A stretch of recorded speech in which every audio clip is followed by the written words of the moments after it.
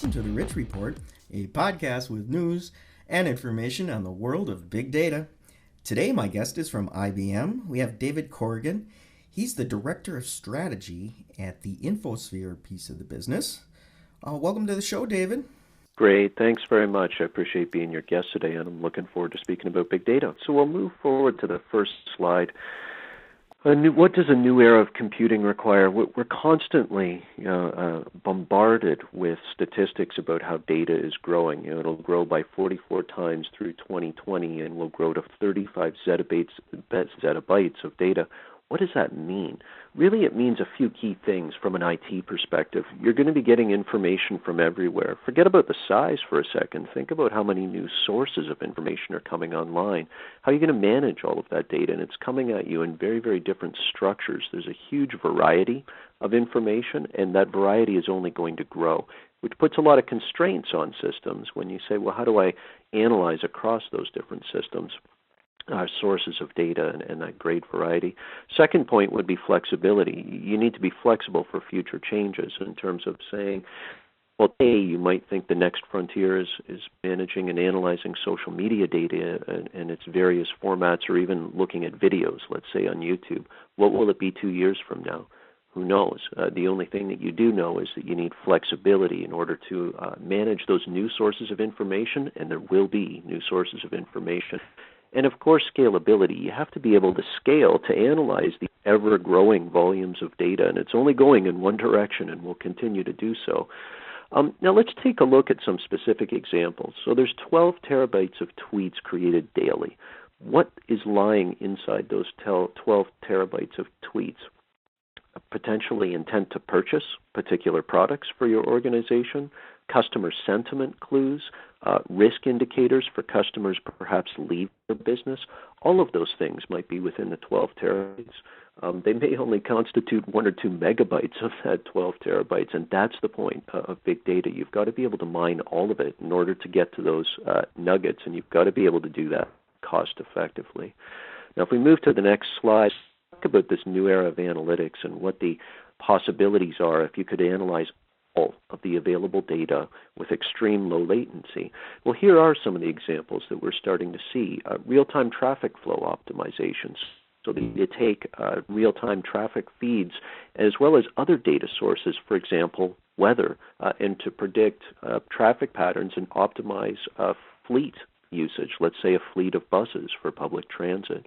Fraud risk and detection. What if you could look at every transaction instead of taking subsets of those transactions? Would you be able to detect more precisely instances of fraud and risk? And there are financial services companies that are doing just that. Understand and act on customer sentiment. So the ability to truly understand your customer and understand them on their terms. So not asking them a series of prescribed questions through a questionnaire or subsetting your customer base to get a handle on customer sentiment.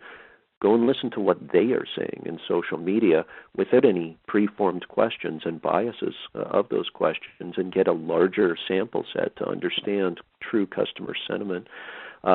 Detect threats. We have to monitor video surveillance, for example, and understand potential impending threats from a surveillance and a law enforcement point of view. Predict intent to purchase. What are customers saying in terms of life events that would necessitate them buying certain products? And can you capture that? It's that low latency or act in real time to respond to a tweet, for example, or respond to a customer when they're at a particular location. The thing really about all of and these are just six examples of smarter analytics, is there are really capabilities that you have for doing something that you're already doing, but doing it better by actually looking at all of the data. Fraud and risk detection is a great example of that. You have a larger data set, you get a better answer.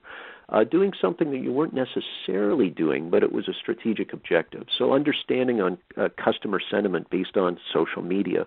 Well, you've always wanted to understand the sentiment of your customers, and you've been trying to act upon that by the means necessary or means available to you. And now there's another one, which is social media. So it's same strategic imperative, but new sources and new opportunities.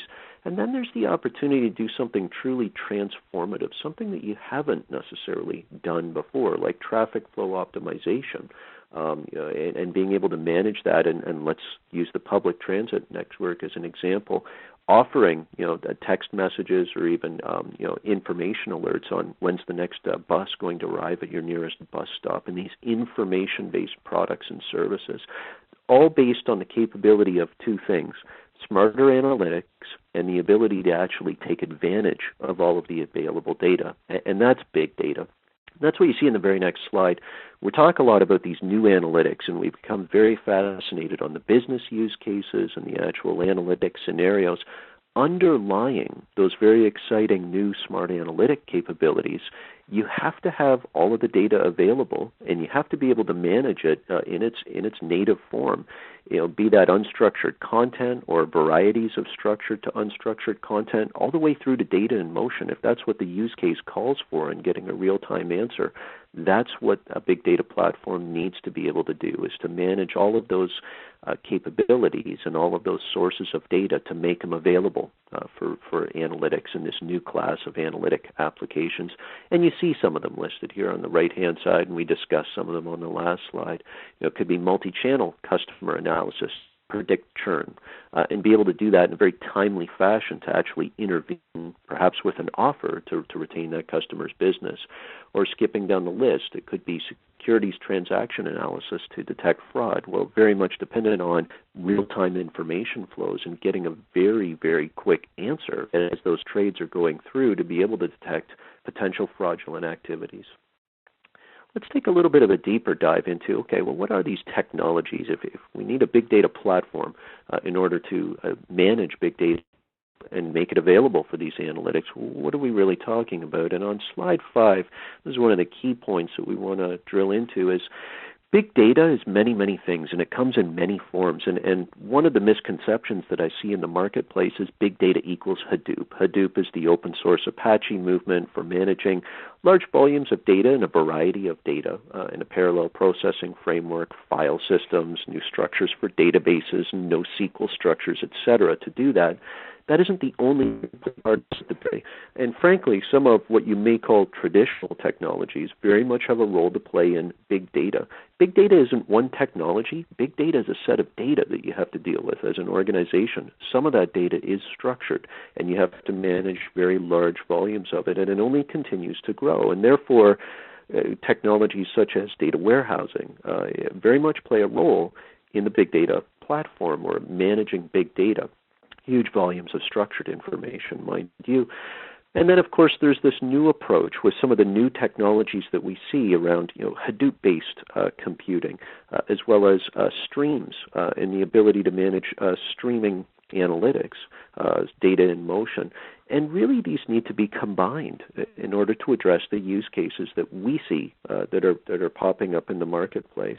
And this new approach that you get with big data, which is taking advantage of data in motion and extreme low latency, or the freedom to experiment and do ad hoc analysis and to test hypotheses with something like a Hadoop system, where you're not constrained by necessarily one schema, but you can freely bring in data, have a look at it, understand its value, and perhaps test hypotheses that you actually put into practice, potentially in another system. For example, maybe your data warehouse. There's really a combination of these technologies that's required to address use cases, and we're going to drill into that in the next few slides. On the very next slide, we do see in the market that most of these use cases do require multiple technologies. And how do these capabilities work together? So Hadoop as the capability for managing a huge variety of data, multiple information sources through a Hadoop file system, and to cost efficiently process that data and analyze it through MapReduce, its parallel processing engine.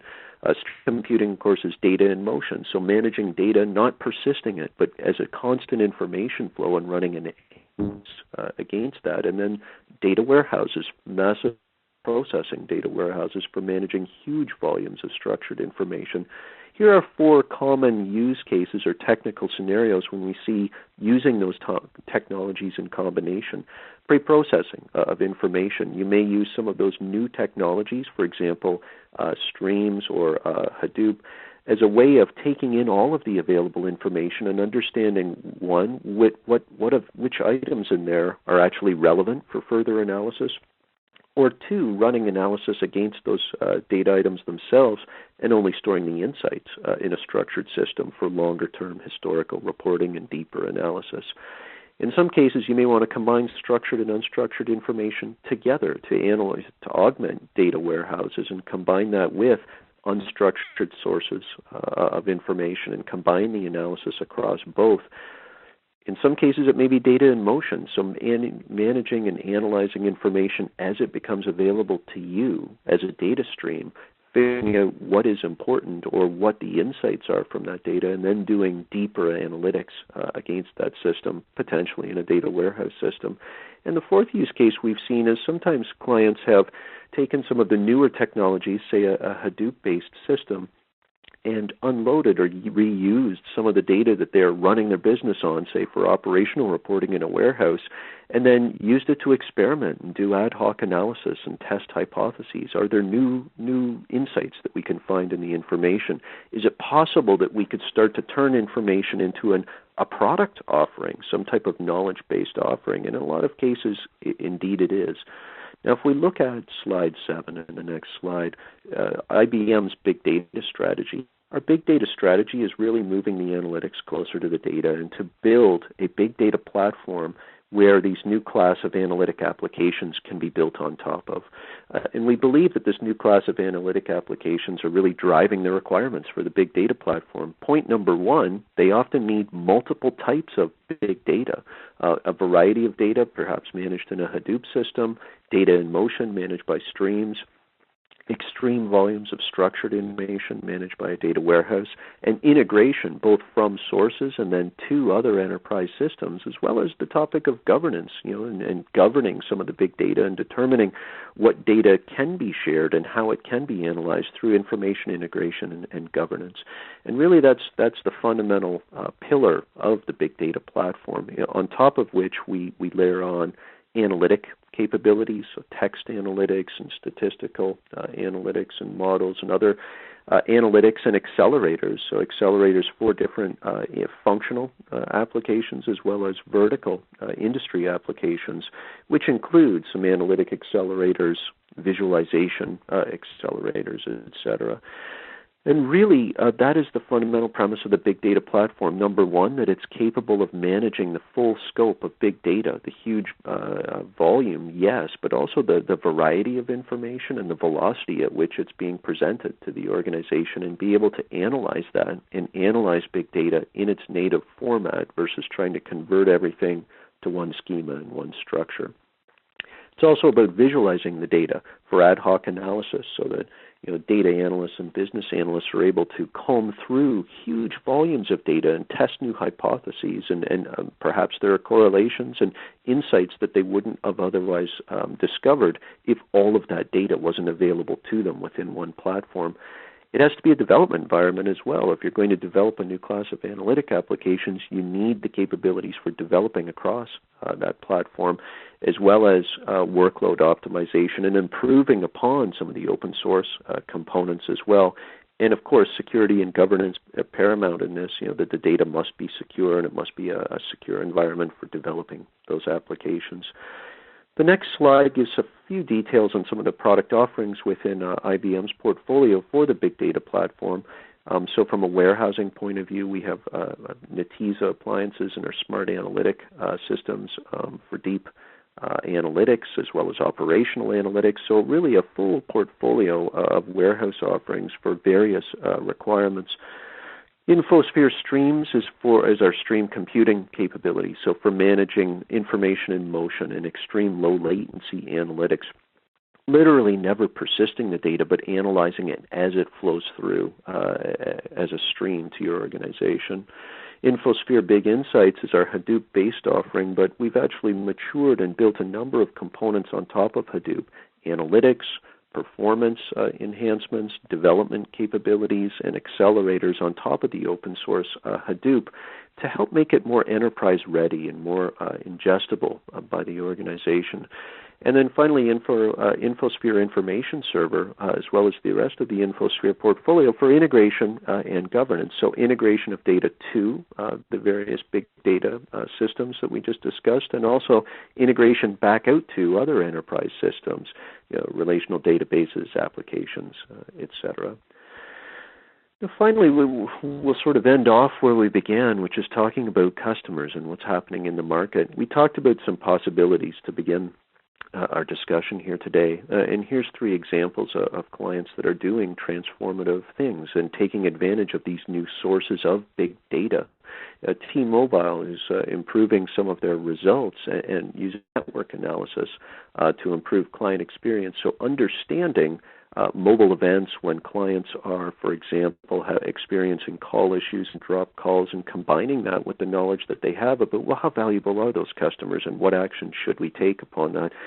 Perhaps it's a discount, perhaps it's an offer, perhaps it's nothing at all. It depends on who that particular customer is. And you see the huge volumes, that they're dealing with, over, 1.5 billion plus daily events flowing through their network that are being analyzed. An example of a customer starting to do something new and looking at a new source of data to essentially pursue a strategic imperative that they've always had. Understand your best customers and treat them accordingly. Dublin City Council, an example of a client who's doing something a little bit different in analyzing information in motion. So real-time streaming information about a transportation network and understanding their fleet of public transit vehicles and real-time information both on those vehicles as well as traffic flows to predict, what is the time before this bus arrives at its next stop. Is the fleet sort of spaced out for optimal usage and pickups of the number of passengers to efficiently move them? An example of an organization doing something transformative and actually truly optimizing their operations. And there's a lot of business partners that are starting to build around big data as well, which is a very good thing because that very much helps to mature a market. One example here is Brocade, a network security and intrusion detection partner who's capable of feeding and reading information, huge volumes of information off of networks with extreme low latency response, sub-millisecond analysis, and taking that network information and partnering it with a big data platform for managing information in motion and running analytics through those systems. Just 3 examples of clients that are doing something with big data and taking advantage of what you could think of as a data deluge, but really turning it into an opportunity. So as we move to the final slide, I always like to leave with a message of, well, what should you do next in terms of getting started? If big data is something that's on your radar screen for your organization, 2 most important things to do. 1, get educated. There's so many different angles and topics and market perspectives on big data. It certainly pays to get educated on, A, what are these new technologies, Hadoop and MapReduce and stream computing, et cetera, and then, of course, B, how should they be implemented and how are they typically being implemented within an organization's information management architecture. A couple of links here, at ibm.com/big data. There's a number of educational resources, serialized books and white papers and the like that will help educate you on, well, what is big data and so, how are people implementing big data solutions. And bigdatauniversity.com, education on big data technology and some of these emerging technologies such as Hadoop, etc. Second important point, start to socialize this and ultimately evangelize it within your organization. Schedule a big data workshop. We offer those at IBM. And they're often great ways to sit down and force a conversation within your organization of what are the use cases and the requirements that bubble up to the top and could most benefit from taking advantage of big data, and how would we go about doing that? And sometimes having external party come in around that kind of workshop can really be a lightning rod and drive participation from all aspects of IT and business. Then once you start to understand those requirements, start to evangelize those. What does your organization look like if it's enabled to take advantage of big data, and what are those possibilities? And start to roadmap those and work towards those one at a time. So 2 points there, get educated and then start to socialize and evangelize. And I wish you luck on your big data journey. Thank you. Well, thank you for that, David. A couple questions here. I'm really curious about the origins of IBM's big data strategy. My colleague Dan Olds from Gabriel Consulting about 5, 6 years ago noticed that IBM was buying a lot of analytics technology companies, right? He said, boy, at that point they had 3 billion in investments, and he saw that shift, and he wanted to start a publication way back then. Was there a shift in the mid 2000s? Did IBM see analytics as a way to grow the business, or was it just a more of an organic kind of shift? Yeah, no, it was a conscious one. We definitely saw a big opportunity, and we saw a shift in the market, which sort of precipitated our own strategy, which was that organizations are looking to optimize, and they're looking to optimize around making smarter decisions. And in order to do that, really, yes, information is a great natural resource, but you have to be able to analyze it in order to get these insights. So, absolutely, IBM has been, going down a path, not just of acquisitions, mind you. There's a lot of internal investments that we make in research, in building out these product lines, both across analytics and then, of course, the top, which is the analytics are great, but if I can't make the data available, well, then I have an issue. There's all these new sources of information, and data is growing at a huge rate. That's really the point of the big data platform, to be able to manage that volume, variety, and velocity. And that particular platform that I was discussing today, it actually is a very good example of both acquisition. Netezza is one name that I mentioned earlier, and internal development. So our stream computing, as well as our Hadoop-based system, Big Insights and InfoSphere Streams, have been born out of our research and development organizations. In one case, building on top of open source and maturing it, and in the other, building it from scratch. And I'm curious about how you guys engage, because I'm glad you brought up this last slide about the workshops and how to learn more about this new potential for business. I met somebody yesterday. He said, what we're seeing in the industry, David, is that it's a lot easier to derive money from data than it is from computation. And in the HPC business, that's kind of a shift in thinking. So I guess my question is, when you engage with these guys, I mean, do they already know that there's gold to be found there and they just need to know how to get at it? Or is it more of an education process that analytics opens up new horizons? I'm going to answer that in a couple of different ways or facets. So in terms of, do organizations know that there's value to be had in analytics? I would say in a lot of use cases, yes. Certainly if it's an area such as, is there value in analyzing my customers and having better customer segmentation and insight? Surely there is. Everyone would still go through the mechanics of doing a proper business case. So I'm not suggesting that they're just rubber stamped. That never happens. But there's definitely an understanding up front that there's something to be had there. There are other use cases that we see where it's more of a hypothesis. And sometimes, and this is where big data can become a little unique, in that you may have a hypothesis that if you had a larger volume of data, or if you combine two sources together that you didn't combine before for analysis, that you get a better answer.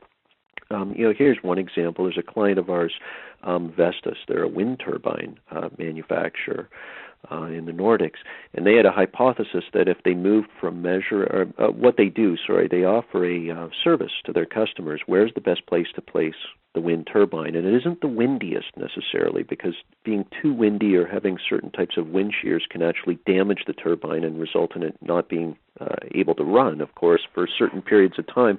So it can be inefficient. So there's quite a science behind this, and they were making these predictions based on the capabilities that they had before them. So relational databases and hundreds of terabytes of data and reports that would really be doing deep analytics and information for a period of a couple of weeks. They said their hypothesis was simple. What if we just had more data? Would we get a better answer? And by using, in this case, a Hadoop system, they managed right now a couple, 2-3 petabytes of information, and growing to 15-16 petabytes. They were actually able to increase the accuracy of the placement by, I think it was near 99%. To take it from a 27 square kilometer a grid in model simulations down to 10 square meters. That is an order of magnitude difference. Now, they had a hypothesis that it'd get better, but as I was saying with big data, sometimes what you need to do is get a sample set of the data in there and start to compare to the way you're currently doing things and say, am I getting a more precise answer or a better answer? Am I finding instances of fraud or detecting threats or risks that I would have otherwise not detected if I would, based on my old methods? In other cases, I mean, the requirement could be brand new. So that does require, in some cases, yes, getting a POC up and running. Is there, for example, is there gold in social media? Can I actually find something about my customers in social media that A, I can cost efficiently process it, and B, actually act upon it in time for it to make a difference? And again, sometimes getting to this trial or demonstration period, not just to demonstrate it to the business, but to actually put the hypothesis to the test. We see some clients doing that. This is great use for some of the offerings that we have in terms of free trials and downloads of basic editions of the software, as well as cloud offerings to kind of get started and test the hypothesis, and then you can smoothly move into a more enterprise class deployment. Well, great. So, David, kind of a wrap-up question here. I was really impressed by the breadth of types of customers that you showed on that one slide, right? Companies that aren't necessarily in the information business that are using this. And the example I heard yesterday was there's a little Indian casino in Minnesota that's just bought 5 petabytes of storage just for HD video for their surveillance, right? And certainly they're not in the information business, but they're deriving value from that. And uh, what do you think? I mean, with all these different companies and somebody like who have never really needed IBM for doing their business, how do you approach them and show them that you've got a way to make this feasible? Yeah, there's a couple of things that this rests upon. Number one, and the casino is a great example. I'm glad you brought that up. There's healthcare companies that we deal with, like hospitals that are coming to us and saying, we really think that we could make a difference in patient analysis if we simply analyzed all of the information coming off these monitors in the patient rooms versus having doctors and nurses check them hourly or every half hour and simply, give a gut feel as to what's shown on those printouts. And the common denominator is this: they're not information businesses, as you pointed out, but everybody is kind of becoming an information business because information's the currency a lot of these businesses are run upon. What they're looking for would be, number one, is how do we cost effectively do this? The video example is a good one. So is it just a case of being able to store more and more and more information? In some cases, absolutely it is. So if it's being able to store and cost effectively process video, in 5 petabytes, I think you just said, 5 petabytes of video, and to do, I would presume, say, surveillance analysis from it, then absolutely that can be done. Another effective way to do it is look at it in motion to determine, do I even need to store that particular video? So you can run analytics on the video as it's actually streaming through to say, well, you know what, perhaps I need to do deeper analysis here, or there's an event going on here, or a human being needs to look at this monitor right now. Something seems to be a little odd at that particular table, etc. And that's exactly why that stream computing technology was invented from a government surveillance point of view. The other things I'd say important are the skills of the technology partner that you choose to implement. In terms of, and this is exactly one of our driving forces for us, for the big data platform, it's building capabilities up on top of the big data platform to make it more friendly and more usable. In other words, development environments, having languages, et cetera, that are similar to ones that are already familiar. So SQL-like languages for programming some aspects of big data. Well, that makes it a lot more usable, and it allows organizations that are not really necessarily in the IT business or wouldn't think of themselves that way to get some type of readily available resource to get up and running in this. Training courses, like I mentioned, Big Data University is one example to help their resources get up and running. And then, of course, the actual services capability of the organization to help that company actually implement and get up and running and and slowly transition over to them, because there is a learning curve with some of these new technologies. The other thing I'd mention would be the partner ecosystem. So the ability of whoever that technology partner is that you choose for big data, how many partners do they have surrounding them? How many partners do they have building around on top of their platform and building capabilities? Maybe it's a very specific niche application for your industry. Video surveillance. There may be partners that have built on the big data platform, and these are all things that can. Number one, it lowers your risk if you're not in the IT business. If you have experts that you can partner with. And number two, it obviously lowers your implementation costs as well. More things that are pre-built. It's an area in IBM that we invest in significantly. We just signed our 100th big data partner about a month ago, and we believe we do have the broadest ecosystem of partners that are actually building on our big data platform, and it's something we're going to continue to drive very, very heavily. Well, terrific. Well, David Corrigan, I want to thank you once again for coming on the show today. Thanks so much for having me as your guest. You bet, you bet. Okay, folks, that's it for the Rich Report. Stay tuned for more news and information on the world of big data.